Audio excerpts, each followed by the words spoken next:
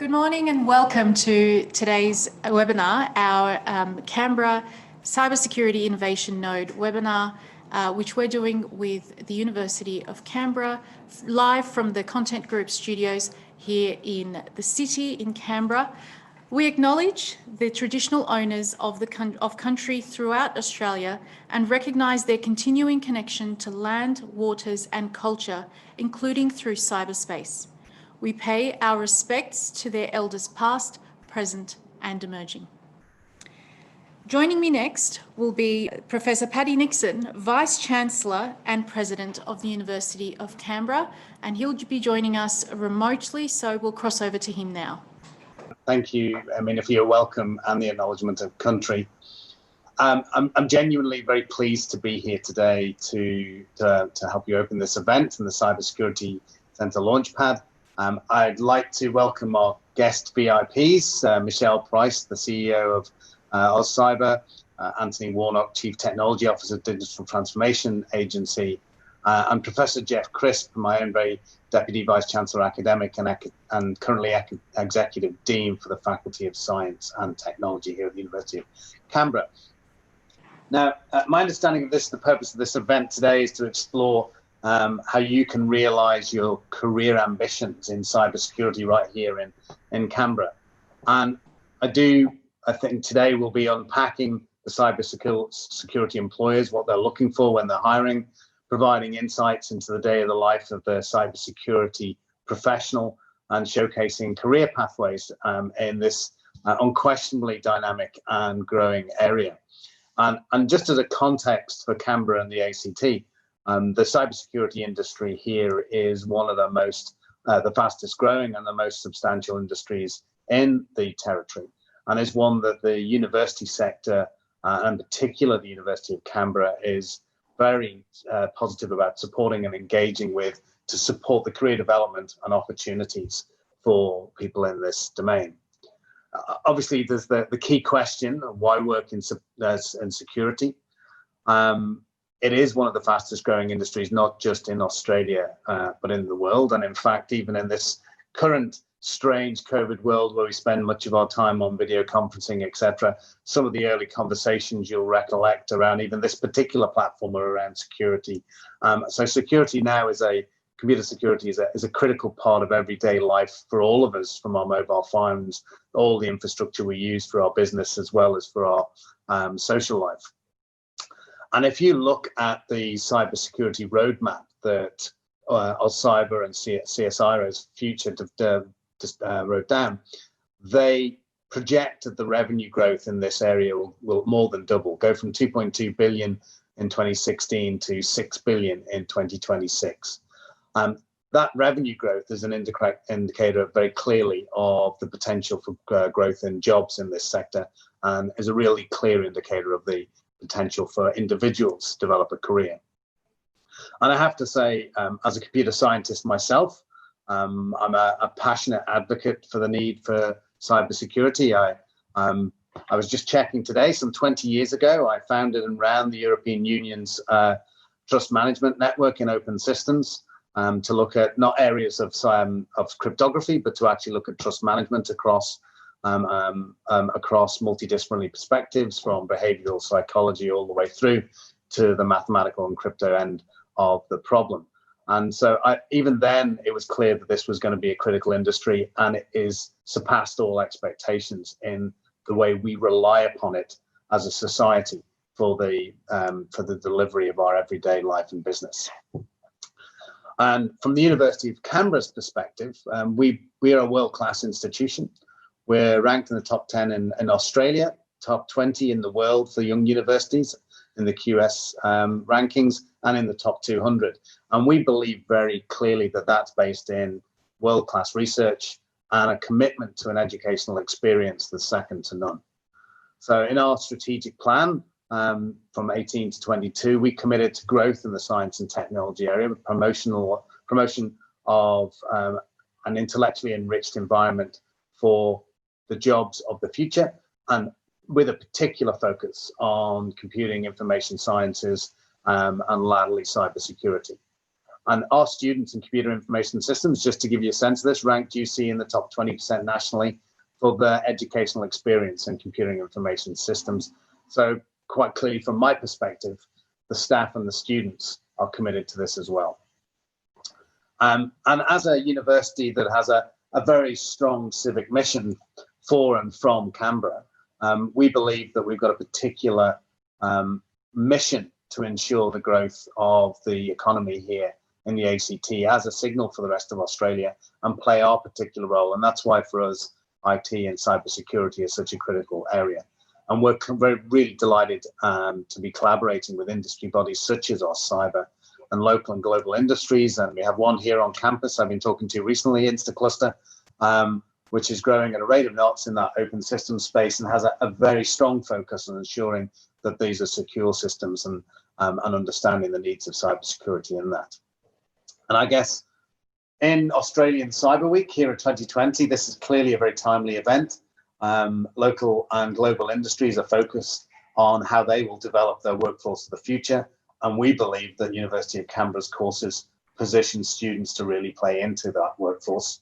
So what I wanted to do is thank AustCyber Canberra Innovation Node for partnering with University of Canberra for this event. I trust you will all enjoy the webinar and learn a lot more about how you can launch your future career in cybersecurity to build not only in Australia's resilient cyber network, but also to play a part in an international industry that will be critical for the future of business into the future.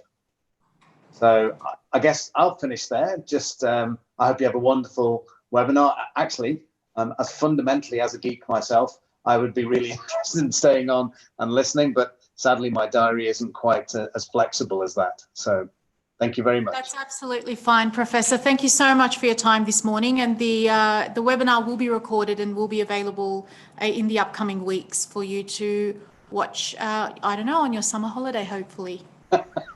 I'll certainly do that. Thank you very much. Wonderful. Thank you so much for your time. All right. Take care. Bye-bye. Bye-bye. Well, thank you to Professor Nixon. Now I'd like to take the opportunity to give thanks to the ACT government for their continued support. Without the ACT government's support, AustCyber would not be able to do what we do here in Canberra, and their support means so much to us because it helps us grow the sector, the cybersecurity sector here in Canberra, and also provide professionals and provide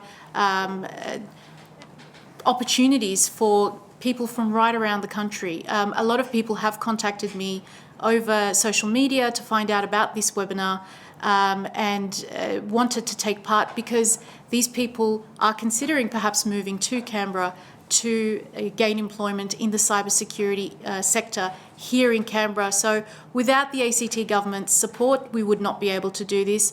Thank you so much. And unfortunately, it is caretaker period, which is why we don't have anybody from the ACT government here. Otherwise, I am told that the Chief Minister would have loved to be here. So we miss you, Chief Minister. Wish you could have joined us.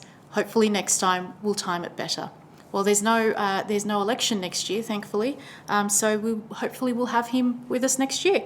And now I'd like to introduce the woman who does not need introduction, my boss's boss, the big boss, our big boss lady who is not that big, she's actually quite tiny, Michelle Price, CEO of AustCyber. Hi, Michelle, thank you so much for joining us. Hi, Mina. Hi, everyone. It's so good to be with you. It's wonderful to be able to have an event during Cyber Week 2020 that actually celebrates the jobs and growth that's happening within the cybersecurity industry here in the ACT. And a big hello to Chief Minister Barr. Congratulations on your return to government. We can't wait to see whether or not you make any changes to the Cabinet or the Assembly, but of course we continue to work very closely with you. And thank you very much for those opening remarks from the Vice-Chancellor. It's fantastic for the relationship that we have with the University of Canberra here in the ACT and all the universities across the ACT. So if you're in the audience and you're a student or you're a grad or you're somebody that's looking to transition into cybersecurity, what a time to be jumping in. So my job today is to not only say hello to all of you and welcome you into this environment, but also to talk to you a little bit about how cybersecurity operates across the economy so that you have a deeper understanding of what the opportunities are. As the Vice-Chancellor said, cybersecurity has never had a more important time in our country. And in fact, around the world, cybersecurity is rapidly becoming a very, very focused area of economic activity. We hear lots and lots about cybersecurity and malicious activity in the news. A lot of the stories focus on the defensive side of the mission.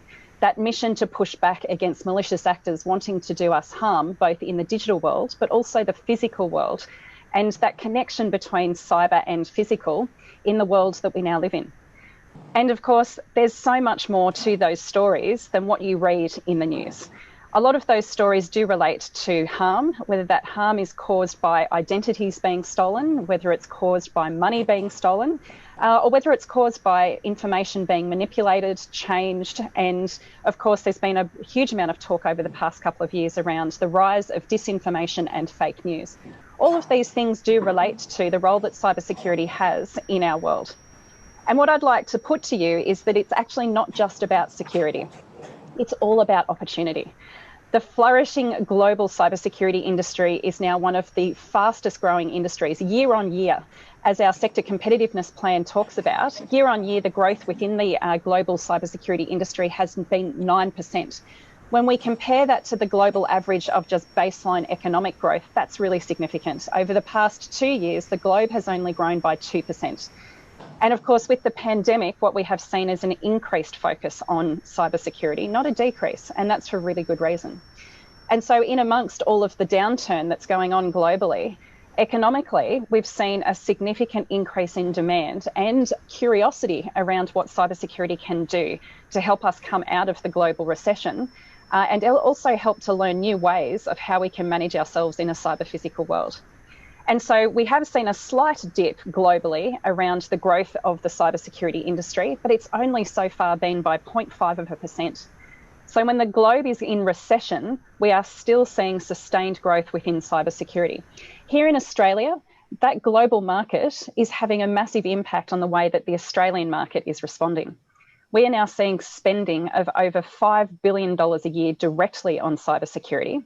And what we know from AustCyber's Digital Trust report that we released earlier this year, it actually is demonstrating that the $1 trillion worth of digital activity that is now happening within the Australian economy alone, cybersecurity is imperative to maintain that amount of activity, but also to be able to sustain the growth that we can see in the jobs that come from the digital environment.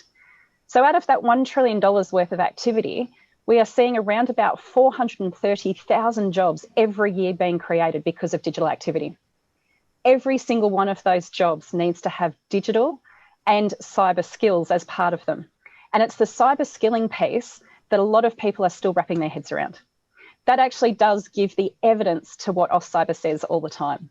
And that is that every single job within the economy today, not tomorrow, today, every single job within the economy needs to have some form of cyber knowledge to make sure that we can continue to trust what we're doing in our economy and to be able to grow. So when we come down to the cybersecurity jobs specifically, we provide a lot of resource within AustCyber's website that you can have a look at to understand the different types of job roles that are on offer within the economy, specifically in cybersecurity, but also to understand how different components, different competencies of the different studies that you have been doing or will be doing relate to cybersecurity and how you can use those competencies to apply to every job that you take in your career going forward. It's a very rich and diverse environment, and it doesn't really matter as long as you've got that curiosity and that willingness to learn. Lots of different people will tell you that their careers so far in cybersecurity have come from very different places. I've arrived in cybersecurity from understanding risk and actually also information design. So my degrees are in economics and business law, as well as graphic design. And I've got a flourishing career in cybersecurity.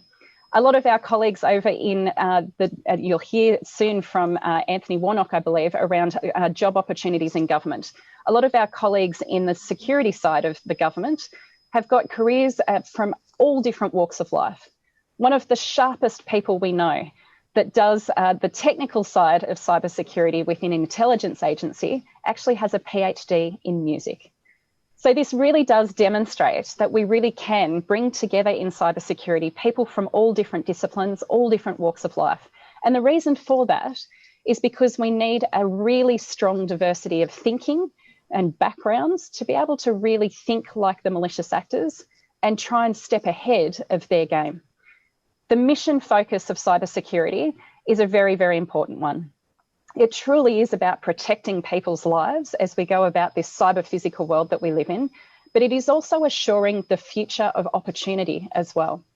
It really is a very, very dynamic environment. And so, as I said at the very beginning of my remarks, it's an amazing time to be jumping into cybersecurity. We've never had so many conversations before at a national, regional, and local level on the importance of cybersecurity. It's a very complex and dynamic area, but that should not put you off from understanding how you can be part of delivering on that mission. We need you. And of course, when we look at the diversity of roles within cybersecurity, you can also see that there is a blend of the technical and non-technical aspects of cybersecurity. So as I mentioned, I do have technical skills, but they're not in the ones and zeros of cyberspace. Many people within my organisation do have the ones and zeros of cyberspace. And together we forge a path that is growing an industry that is so important to the very fabric of our economy. So if we talk about the role of jobs in our economy, really, really important. But more so, the pandemic has demonstrated to us that it's the value of those jobs, it's the job satisfaction that you take and the ability for you to be able to do your job from anywhere in the country, that cybersecurity really comes into its own. The diversity of teams and having a networked impact, a networked effect of how we tackle cybersecurity challenges and opportunities is really, really exciting. And as I've said to many students before this opportunity through this webinar, I will never apologise for how passionate I am in this field. And it's got everything going for it. And as I said, we need you. So if you have any questions that you want to ask, now is the time. And for all of the AustCyber employees, they also know that I have one rule of engagement. And that is no question is a silly question. Because if you are too afraid to ask the question, the malicious actors have already won. So ask those questions, and you've got a plethora of amazing people within the ACT to be able to forge a path for you to have a career in cybersecurity. And the trick here is that you won't just have one career. You're going to have hundreds of careers through all of the different paths that you go in all of the different ways that you apply your cybersecurity expertise from now through till end of life. And so I say to you that it's never been a better time to be part of cybersecurity. And I can't wait to meet all of you in your careers as you go through the sort of different opportunities that exist in cybersecurity. And as the Vice-Chancellor said, the ACT is one of the melting pots for cybersecurity, and the Chief Minister has a deep affection for the role that cybersecurity has in rebuilding after this pandemic, but to be also to sustain and diversify the ACT economy. So you really are in the hot seat. So as we say at AustCyber, game on. Thanks, Mina. Game on, Michelle. Thank you so much for that. And as Michelle said, the diversity in this industry is phenomenal, and the growth is just, the projections for growth are fantastic. So it is a fantastic time to be in this sector and to enter this sector. And that's a great segue for us to introduce our next speaker. Joining us remotely, Anthony Warnock from the Chief Technology Officer from the Digital Transformation Agency. Thank you so much, Anthony, for joining us. I'll let you have the stage. Excellent. No problem. Firstly, thank you to the University of Canberra and AustCyber for providing me the opportunity to talk to you today. This is a topic that is, it's crucial for the prosperity of our nation. We can't undersell that in any fashion. So I'm the Chief Technology Officer at the Digital Transformation Agency, but myself, I've worked across a range of different areas in government: home affairs, immigration and border protection, defence. I worked in the submarine project for a period as well. So what I hope that demonstrates is there's plenty of opportunities across government to do a job that makes a difference for the community. And I'll talk some more about some of those jobs a little later on. But what I wanted to do today is provide you some insights into the cybersecurity opportunities that exist in government for those of you that are interested in entering that field.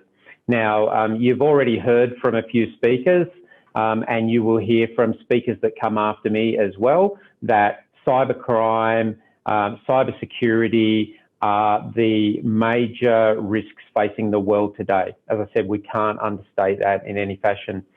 So it's a current threat, and it's an emerging threat to our national security and our digital economy.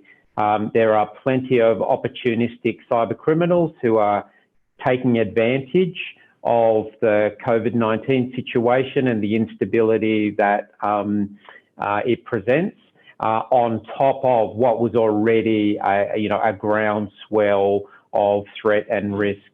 It's unprecedented, and I can't recall in my time in government a more challenging time from a cyber perspective.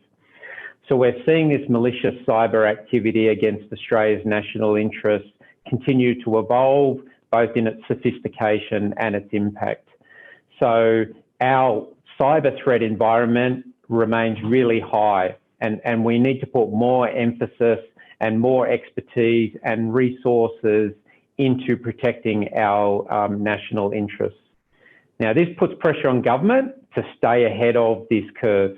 Now, while our current cyber posture is strong, the threat environment continues to evolve and change. So we need to evolve and change with it. And that means the demand for cybersecurity professionals is increasing and will continue to do so. So some of you today will be aware that Australia recently published a new cybersecurity strategy, the 2020 cybersecurity strategy. Michelle referred to that before also. It outlines a plan for government to make sure it's more secure, or create a more secure online world for all Australians. So this is a whole of economy strategy. It talks about businesses, it talks about industry, talks about mums and dads at home. Increasingly, we all rely on digital services, and we need to make sure that they are secure and protected. Now, the government is investing $1.67 billion into cyber security. This is the largest ever commitment that the Australian government has made to keeping Australians secure online.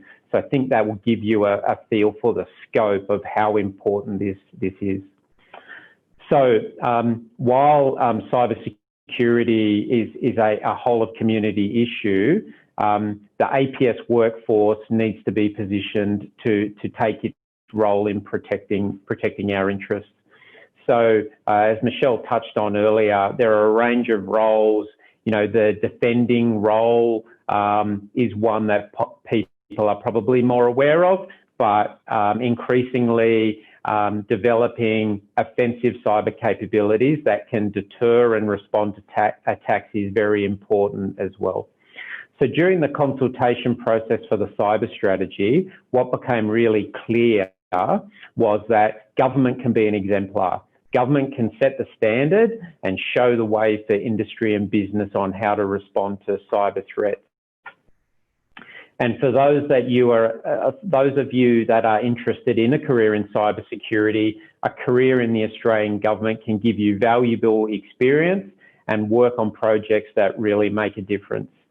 As I said, I've worked in a couple of different agencies myself, but to give you a feel for the breadth of the public service, there are 187 Commonwealth entities and companies that form up the APS. Now, this comprises the agencies you're probably aware of, like Services Australia, Defence, but it also has other corporate entities like the ABC and SBS and Commonwealth companies such as the NBN Co.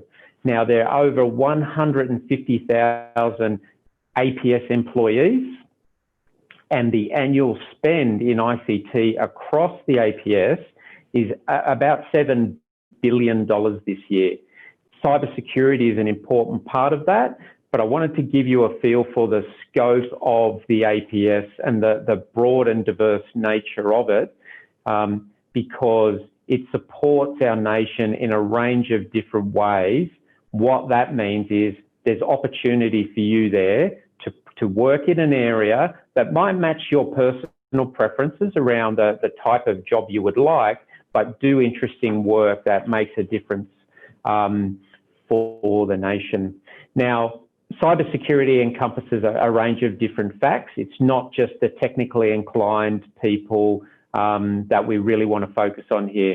I think, as Michelle said just in her talk before, she comes from a non-technical background, and there are a range of opportunities for non-technical people in the APS to work in cyber.